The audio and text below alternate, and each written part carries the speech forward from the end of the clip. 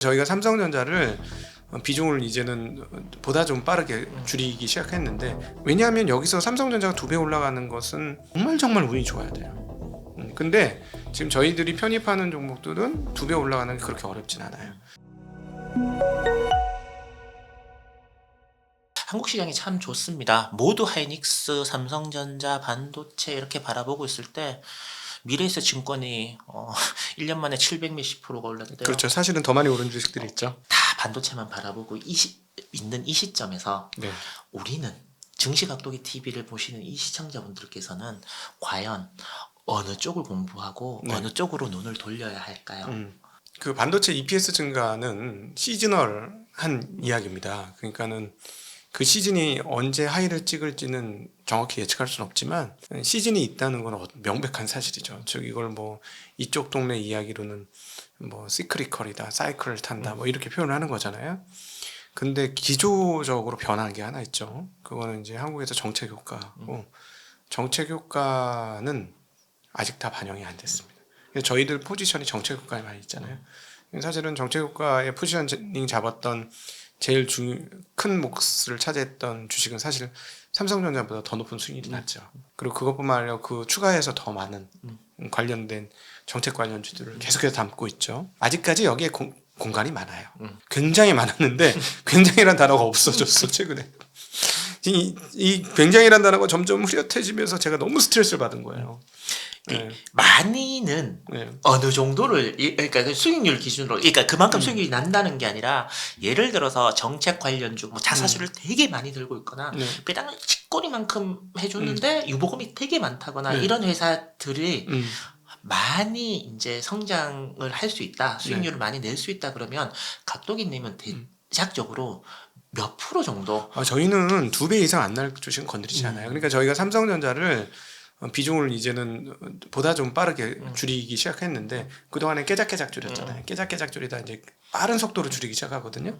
예전에는 오른 만큼만 팔았잖아요. 근데 많은 분들이 100번 판다는 걸 이해를 못했는데 저희는 100번도 훨씬 넘게 팔았어요. 네, 수백 번 팔았지, 수백 번. 지금 그런데 앞으로는 좀 더 빠르게 팔을 건데, 왜냐하면 여기서 삼성전자가 2배 올라가는 것은 정말 운이 좋아야 돼요. 근데 지금 저희들이 편입하는 종목들은 2배 올라가는 게 그렇게 어렵진 않아요. 근데 제가 이제 굉장히 많았는데 그냥 많다라고 하는 이유는 뭐냐면, 사실 저희가 편입하는 종목이 한 10에서 15개 정도 사이가 되잖아요. 근데 그거는 너무 퍼뜨리면 안 되니까 그렇게 한 거예요. 근데 그때 사고 싶었던 종목은 100가지쯤은 있었어요. 네, 저희가 생각하는 기준에 들어오는 거는 100가지가 있었다고요. 어쩔 수 없이 줄인 거잖아요. 네, 너무 넓힐 수가 없으니까. 근데 지금은 어떠냐면 수익이 꽤 많이 났잖아요. 수익이 꽤 많이 나서 이제 얘네들 너무 많이 오른 거야. 네. 그럼 이제 다음번 그 아까 있었던 그 100가지 풀을 골라야 되는데 얘들이 다 올랐어. 이게 문제인 거예요, 저희 입장에서. 근데 이번에 저도 느끼는 게, 예를 들어서 반도체 오르고, 그다음에 정책 관련주, 뭐 은행 오르고, 증권 오르고, 보험사 이게 순차적으로 오르는 게 아니라, 오늘 보험회사 막 20%, 30%막 네. 상한가 때린 종목도 있고, 내일 되면 뭐야, 은행에서 막 갑자기 많이 오른 주식이 있고, 그러고 나면 뭐요, 또 저 밑에 보면 뭐 손보에서 또 막 난리치고. 네, 맞아요. 그래서 이거는 옮겨 다닐 수 있는 게 아니라 앉아 있어야 되는. 맞아요. 네, 그러니까 저희가 힘든 거예요. 오를 줄은 알겠는데 모든 종목을 펼칠 수는 없으니까 여기 집중을 해놓고 있었는데, 이거 예전 같으면은 이게 순차적으로 돌리면 이거 끝나고 여기로 가면 돼요. 네. 근데 이쪽으로 넘어가야 되는데 갑자기 툭 튀어오르잖아요. 근데 이 특징이 왜 그렇게 됐냐면 매수가 좀 달라져서 그래요. 지난 20년의 흐름과는 매수가 달라졌는데, 20년간 쪼그라들 대로 쪼그라들어서 마른 명태도 완전 물기 1도 없는 마른 명태가 돼버린 거예요, 한국 주시장이. 네. 근데 물이 들어오기 시작하는데, 마른 명태를 자작하게 하려면 국물 좀 넣어가지고 해야 되는 건데 바가지 물이 들어오네. 그러니까 양념이 들어가기 전에 붕 떠버려. 뭐 이런 상태예요. 근데 이게 꽤 될 것 같아. 조림이 아니고 탕이 돼버렸네. 자, 그렇지. 지금 물이 그냥, 그러니까 층은 얇았는데 수급 들어오는 양이 워낙 크니까 그냥 지금 ETF 사는 거 보세요. 제가 사실은 한 3주 반 전쯤부터 은행이나 증권을 막 이렇게 체크를 해보면 은행 돈들이 빠져나가기 시작한다는 거예요. 네. 지금 2년 이하의 예금이 역대급으로 제일 적다라는 네. 얘기도 하더라고요. 그동안에 그 20년 동안 그런 적이 없었습니다. 왜냐하면 모든 것이 부동산 편중으로 정책 포커싱이 맞춰져 있었기 때문에 여러분 꼭 이해하셔야 될 게 뭐냐면 한국의 금융 쪽 사이드는 그동안에 부동산이 오르도록 설계되어 있었습니다. 뭐 이건 이해하실 필요가 꼭 있어요. 근데 이 설계가 지금 주식으로 설계가 바뀌고 있는 거예요. 그러면 오히려 업자들이 이걸 잘 이해를 못할 것 같은데 그냥 이게 아니고요. 설계가 바뀐 거야. 부동산 중심의 설계. 근데 부동산으로 매년 돈이 얼마 들어갔어요? 정책 자금만 50조, 40조 이렇게 들어갔고 그 다른 비용까지 하면 수백 조씩 들어갔잖아요. 그 물꼬가 바뀌기 시작한 거면 어떻게 될 건가 생각해 보세요. 이거 호가제도잖아. 4천조짜리 시장, 5천조짜리 시장, 물론 이거 2,500조에서 시작했지만 5천조짜리 시장에서 50조 부으면 5,050조 되냐고요. 아니라니까. 6천조, 7천조 된다니까. 그 50조, 100조가 그렇게 만들어버리는 게 호가제도이기 때문에 그거를 이제 업자분들은 지금 빨리 캐치하실 필요가 있어요. 그래서 이렇게 휘리릭 올라가는 거예요. 부동산 얘기를 하면 항상 욕을 많이 얻어 드시고 발음도 잘 못 하시잖아요. 평생 다주택이라는 걸 모르고 사셨고 앞으로도 다주택이야 저. 다주택이에요. 네. 저 시골에 있는 시골집. 대통령도 그건 다주택으로 인정 안 한다 그러는 것 같던데. 그래요? 네. 그렇구나. 아니네. 뭐 부모님이 사시던 집 이렇게 뭐 그거 가지고 네. 그런 건 아니에요? 그거 두 개 합쳐도 뭐 어디 서울에 뭐 전세 얻을 수 있어요? 현관문 뭐 이렇게 신발장. 힘들 것 같은데. 자기가 다주택이라고 생각을 해본 적이 없으니까 그게 발음이 안 되는 게 정상적인 거죠. 그러니까 여러분들 그렇게 이해를 해주시고요. 그런 분이 부동산 얘기를 하니까 얼마나 네가 부동산을 아냐, 이 하락농자야, 뭐 여러 가지 댓글이 달리고 또 그걸 본인이 뭐예요? 또 즐겨요. 약간 저는 즐기는 것 같습니다. 그래서 이제 여쭤보는 건데 혹자 중에 이렇게 얘기하시는 분들이 있어요. 부동산에 있는 자금들이 옮겨올 수도 있지만 그분들은 굉장히 보수적이다. 이때까지 평생 안 하시고 그거 안 해도 충분히 먹고 사실 분들이 그거 왜 하겠냐. 짐이 이렇게 올랐을 때 반대로 주식에서 벌어서 부동산으로 가서 그래서 부동산 가격이 더 오를 것이다. 물론 상승론자들의 뭐 주장이고 이야기일 수도 있을 것 같아요. 제가 그 얘기를 참 많이 들었어요. 네네. 이 부분에서 어떻게 생각하시는지. 일단 그 첫 번째 이번에는 부동산을 옮길 만큼 돈을 버신 분들이 좀 생길 거예요. 네, 저는 그렇게 봅니다. 그런데 한 2년, 3년 남았어요. 그 기조가 잡히는데 결국은 돈이란 건 수익률을 쫓아서 오는 거예요. 그 부동산 하신 분들이 금융 잘 모르고요. 그 다음에 인간 심리 모르잖아요. 저 철학했어요. 네. 인간 심리가 어떻게 돌아가는지에 대한 공부 빨리 하셔야 되고요. 행동 경제학 하셔야 돼요. 그러니까는 제가 미국 시장 전문가들 보면서 깜짝깜짝 놀라는데 와 얘네 이 정도 수준 갖고 전문가라 그래? 공부해 왜 수준이 이거밖에 안 돼? 미국 그 대단한 나라에서 나온 금융 전문가가 왜 그런가 봤더니 하락장은 별로 경험해 본 적이 없어. 인생에서 몇 번 안 돼. 근데 우리는 지난 20년간 수십 번 경험했잖아요. 수십 번. 그거를 그렇게 보면서 이제 우리가 단련이 됐죠. 단련이 돼서 훈련이 됐는데 제 생각에는 한 2, 3년 더 걸리긴 합니다. 2, 3년 더 걸리는데 수익률이 계속 좋아지면 엉덩이 들썩들썩 할 거고요. 예. 그리고 사실은 사회 전체를 생각하자는 거예요. 저는 그래서 사회 ROE를 사회 기준으로 보면 최근에 우리 선실 교수님도 하셨던 얘기지만 그러니까 호텔 롯데 1,000억 해서 지금의 호텔 롯데인 거고 삼성전자 1975년 기준으로 1,000억 넣어서 지금의 삼성전자예요. 사회적인 파급이 어떠냐 이 생각을 좀 하자는 거예요. 그러니까 기업이 잘 되면 부동산도 좋아져요. 너무나 자연스러운 거예요. 자산 가격은 다 이렇게 전이가 되면서 올라옵니다. 그런데 앞으로도 지속 가능한 거를 생각하셔야 되니까 저는 좀 그렇게 좀 생각을 해보자라는 말씀을 드리고 싶은 거예요. 그리고 착각하고 있는 게 그동안 자기네들이 얼마나 정책 효과를 받는지를 인지를 못하는 거는 공부가 안 돼 있는 거예요. 저희는 지금 처음으로 정책 효과를 당하고 있잖아요. 그러니까 부동산 쪽에 정책 효과로 지금 이렇게까지 네. 가격이 올랐다는 거지. 또 어떤 사람들은 내가 강남에 집을 사서 자기가 잘했다고 보통 많이 생각을 하거든요. 내가 그때 의정부에 집을 안 사고 강남에 집을 사서 다 본인이 잘했다라고 이제 생각을 하고 계시죠. 그분들은 뭐 안 먹고 안 입고 한 건 잘한 거겠지. 자산 개인적인 차원에서 자산 모을 때는. 네. 그 외에는 뭐 좀 그렇습니다. 네. 제가 뭐 잘 아시겠지만 뭐 발음상은 전혀 표시가 안 되겠지만 초중고를 다 TK 대구 음. 에서 이제 다녔습니다. 그리고 이제 설 명절이지 않았습니까? 그래서 이제 만났으니까 당연히 삼성전자 언제 팔아야 되냐부터 해서 참 많은 주식 이야기를 들었는데 이제 그쪽 지역에 계시는 분의 특징은 지방선거가 이제 6월 즈음에 있다. 날짜는 정해져 있죠. 지선이 있는데 정책 당국에서 지선을 이기기 위해서 증시를 그때까지는 안 떨어지게 꽉 잡고 있을 거고 지선이 끝나고 나면 폭락장이 오지 않을까라는 생각을 가지고 물론 정치적 성향이 다분히 묻어 있다라고 저는 생각을 합니다. 제가 그랬을 때 그분들한테 제가 뭐라고 대답을 했냐면 주식을 하는 게 그렇게 쉬웠으면 왜 역대 정권에서는 이걸 안 하고 있었느냐. 난 그게 참 먼저 고민이 그러니까 그거부터 의문이 들 것 같다라는 얘기 저도 했습니다만 네. 그런 식의 생각. 뭐 언제가 지나고 나면 시장이 떨어지지 않을까.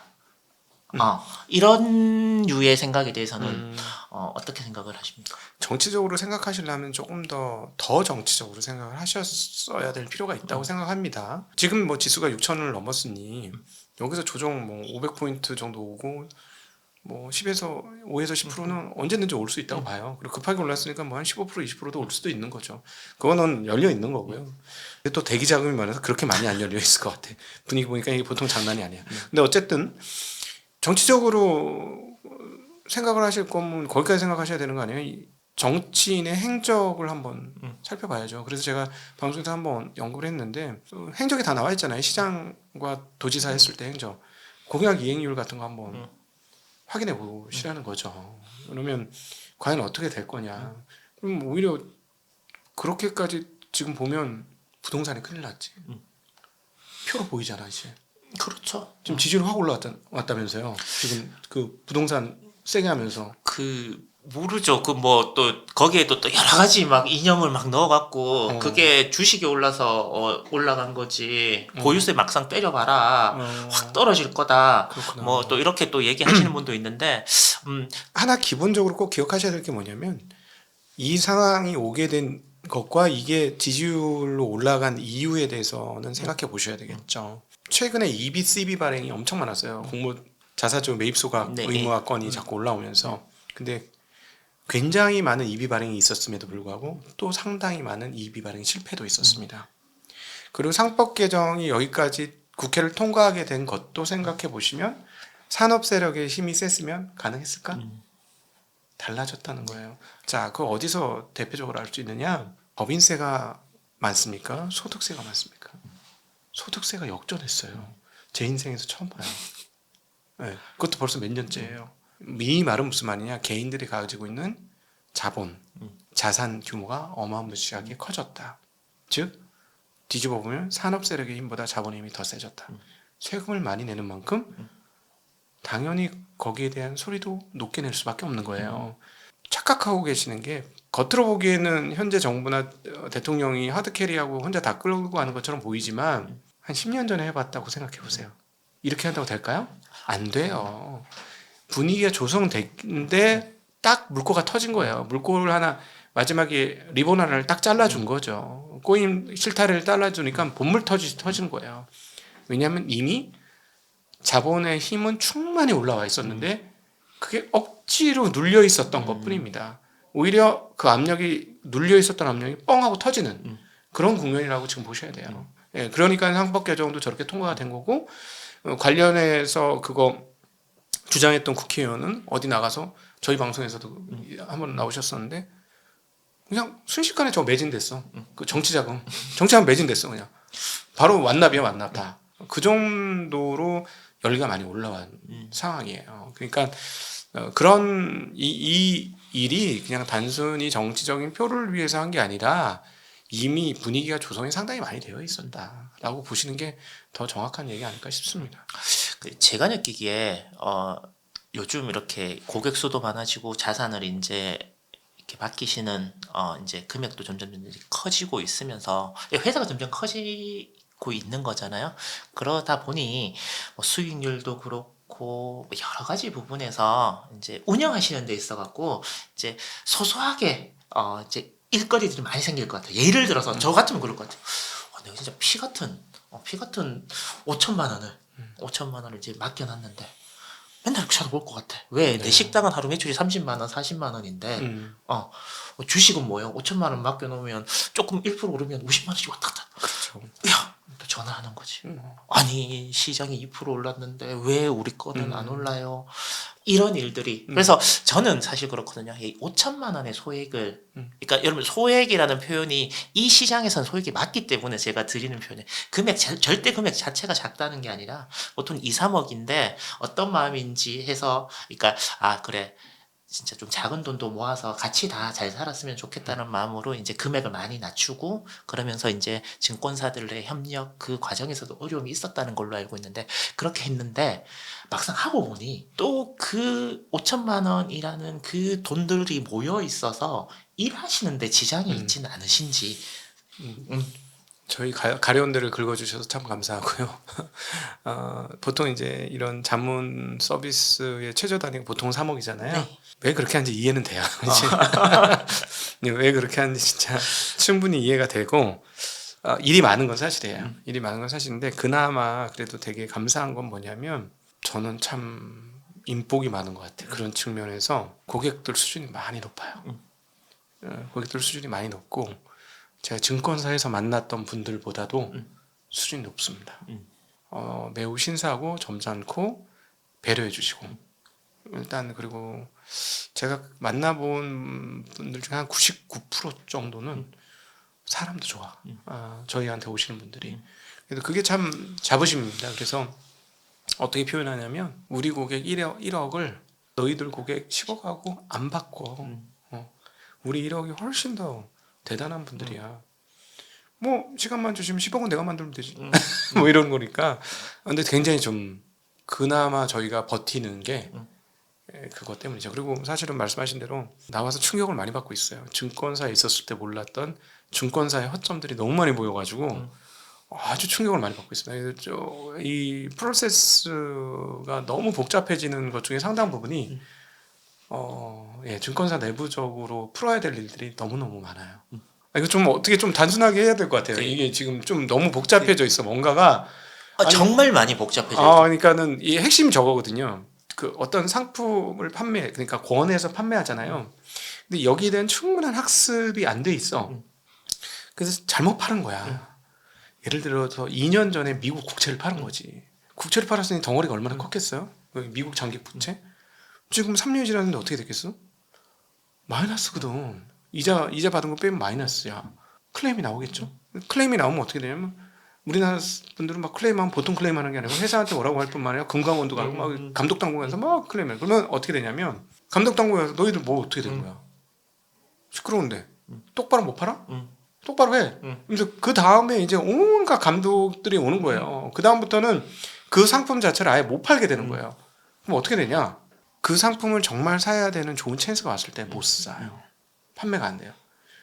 이런 게 계속적으로 지금 진행이 되고 있는 거죠. 각도기님한테 제가 이 질문을 한 것도 좋은 취지로 이제 하셨는데 어떤 부분에서는 또 과부하나 뭐 이런 또 부작용들이 있으면 나한테 손해가 나면 어떨까라는 걱정 때문에 제가 여쭤봤던 겁니다. 네네네. 근데 하여튼 저희가 이제 지혜롭게 잘 할 거고요. 저희는 그 시간을 좀 주시면 하나하나 다 대처할 거고. 근데 이제 저희보다는 저희는 금방 대처할 수 있어요. 근데 이제 구조가 좀 덜 되는 이 증권사 내부적으로 풀어야 될 여러 가지 이슈들은 뭐 전산의 문제도 있을 거고 컴플라이언스의 문제도 있고 이건 어쩔 수 없다. 저희가 어떻게 할 수가 없어. 그래서 저희가 덕분에 좀 꿈을 꾸게 됐죠.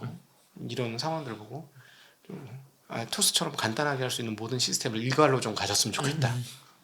운영은 우리가 알아서 해줄 테니까. 사실은 고객들도 좀 알아서 좀 해주기를 바라잖아요.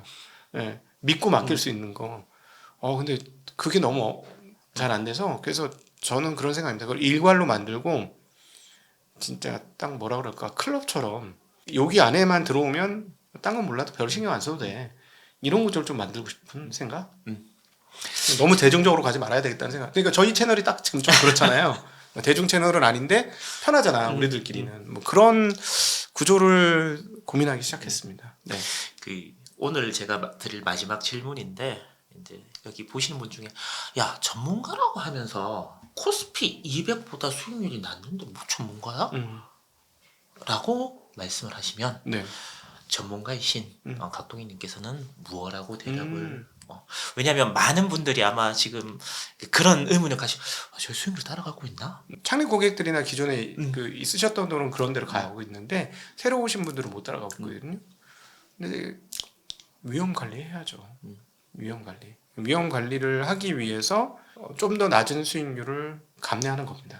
예, 감내합니다. 그래서 저희가 이제 3년이라는 한도가 있잖아요. 최저 가입 기간이 3년인데 저희는 5년 있다 보고 10년 있다 봐 누가 이기는지 그렇게 얘기합니다. 중간중간에 다 못 이기지. 근데 5년 10년 있으면 우리가 이길 수 있도록 포석을 깔고 있어.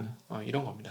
제가 쇼트트랙을 보면서 그 생각을 했어요. 예전에는 그래 무조건 야 저거 왜 저렇게 해? 그냥 어차피 1등 할 거 빨리 계속 가면 그냥 앞장서서 계속해서 돌면 그러면 뭐야 넘어질 일도 없고 뭐 다른 사람 때문에 뭐 부정행위로 탈락될 일도 없고 뭐 제일 편한데 라는 생각을 했었거든요.